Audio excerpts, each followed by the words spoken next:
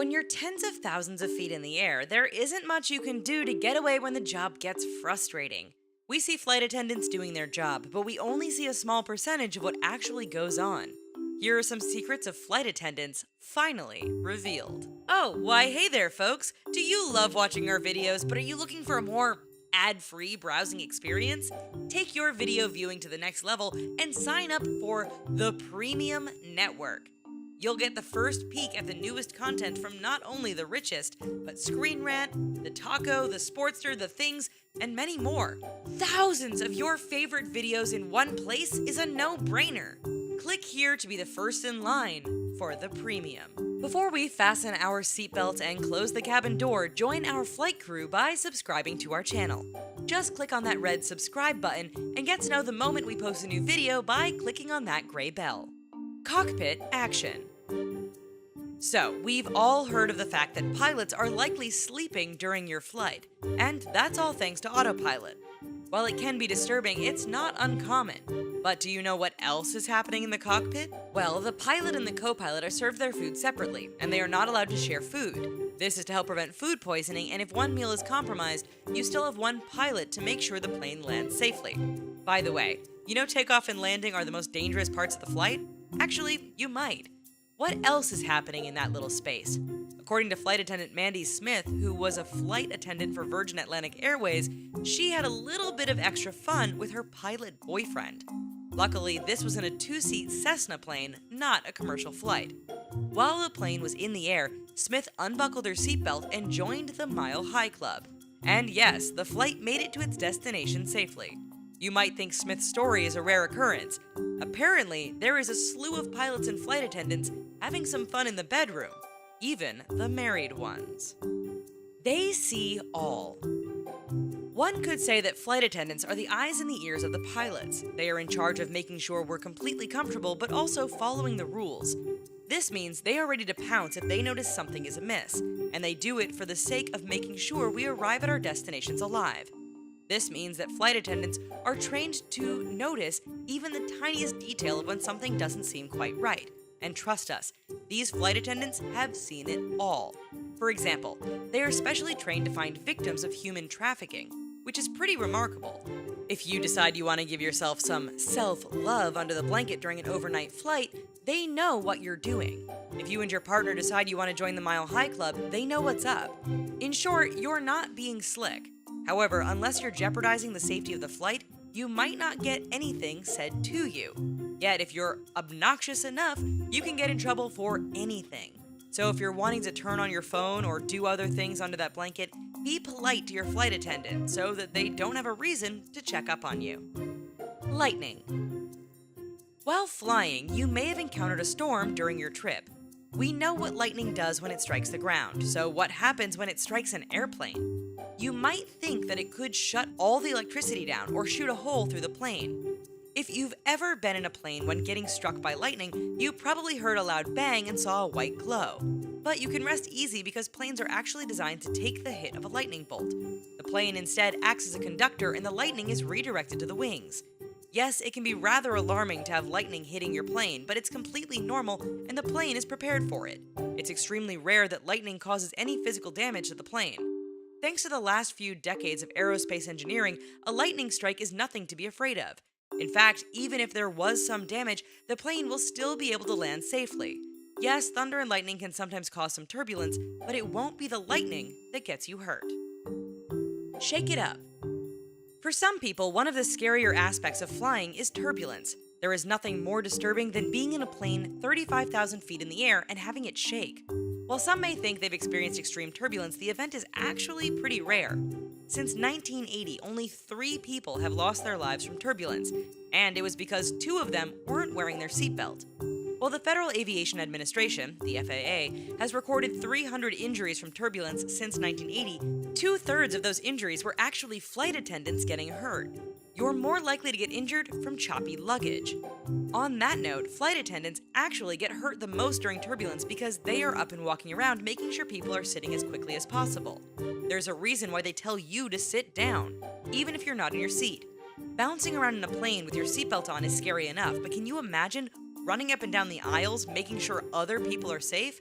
Yeah, they don't get paid enough to deal with your shenanigans because you don't want to listen to the fasten your seatbelt sign. Lock it up. Flying means that the only lock you really need to worry about is the cabin door. Wait, what does that mean? Well, as travelers, we lock up our suitcases before we check them. But that doesn't mean your bag stays locked, as the TSA will open your bag if they need to look inside. Also, if you pack anything that can vibrate, it's best to take the batteries out when you pack it. This is because if any vibration goes off while the baggage handler is holding your bag, they will have to call their boss and it turns into a mess. It seems that your privacy is pretty vulnerable even when you're in the lavatory. According to some flight attendants, you can actually unlock the lavatory from the outside. There is a locking mechanism underneath the no smoking plate. Just lift up the flap and you'll see that you can slide the locking bolt.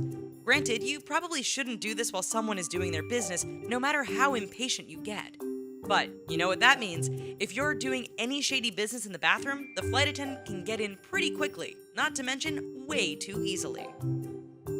Now that the fasten seatbelt sign is off and you're free to move about the cabin, we have a quiz for you. Which airport was the busiest hub in the world in 2016? You'll have to wait until the end of the flight to find out, but for now, the seatbelt sign is back on, so let's get you back in your seat. Cell phone angst. While using cell phones during a flight is typically a no-no unless it's in airplane mode, flight attendants absolutely hate your cell phone. When the FAA allowed the usage of cell phones during takeoff and landing, the flight attendant union actually took the case to court. Why? When they're doing their safety demonstrations, if passengers are allowed to use their cell phones during this time, they are not paying attention. So in the event a disaster happens, the passengers won't know what they're supposed to be doing. But ironically, it has been reported that after flight attendants have told their passengers to turn off their phones, they reach for theirs and start texting. So if anyone tells you to turn off your phone because it will mess with the plane's signals, follow the rules because they're the rules. But now you can say you know the real reason behind the rule, at least when it comes to takeoff and landing. So take that knowledge as a feather in your cap. You'll still want your phone in flight mode during the flight so the cockpit doesn't experience any interference and can get the info that they need. Evil Diet Coke. One of the perks of flying is getting complimentary beverages, even if they do taste a bit different up in the air. Altitude can change the anatomy of a soda rather quickly, and it can be quite bothersome for the flight attendant. For example, Diet Coke is one of the most popular sugar-free beverages out there. Yeah, there are studies claiming that Diet Coke is actually worse for you than regular Coke, but that hasn't deterred people from reaching for the drink. This is especially true on airplanes. In fact, if you ask a flight attendant what they think about Diet Coke, they might shudder and sit in a fetal position in the corner.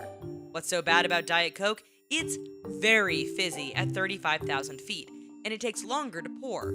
According to one flight attendant, they could serve 3 passengers in the time it takes to pour a cup of Diet Coke. This is why sometimes you'll see passengers with a can along with the cup.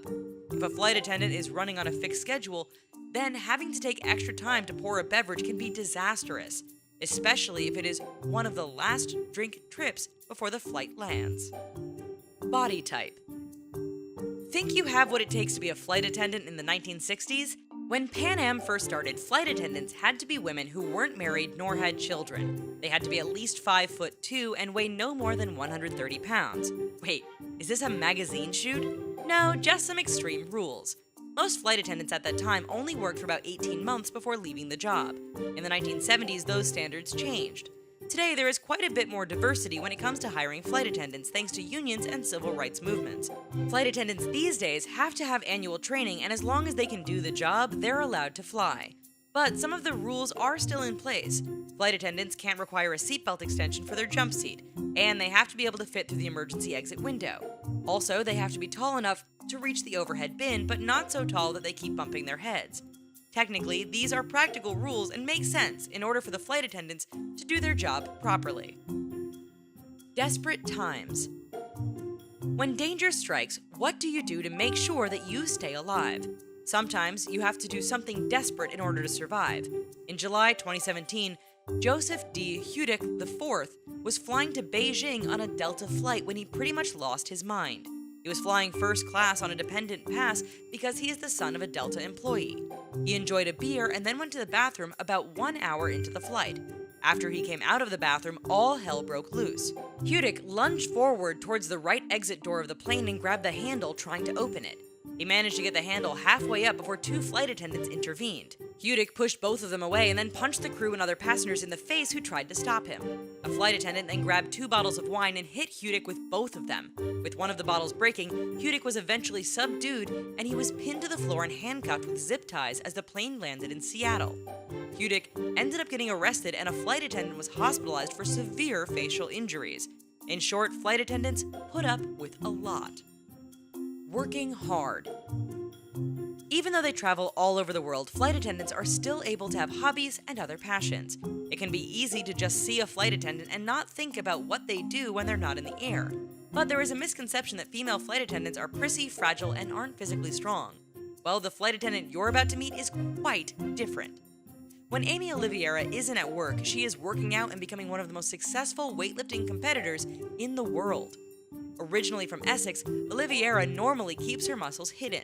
But when she's doing safety demonstrations, her bulging muscles will pop out and say hello. When that happens, she'll get asked if she weight trains, which of course she does. Each day, Oliveira spends about 2.5 hours at the gym, and she'll eat 5 meals a day while flying. She also doesn't focus too much on her weight because muscle weighs more than fat. As if she's not busy enough, Oliveira is also a mom and is raising a daughter. Between work, the gym, and her daughter, she doesn't have much time for much else. Which airport was the busiest hub in the world in 2016? That would be the Hartsfield-Jackson Atlanta International Airport in Atlanta, Georgia.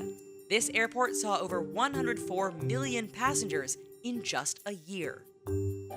Thanks for joining us. Be sure to keep that tray table up and listen to your flight attendants. Who knows, you might even get a mid-air perk.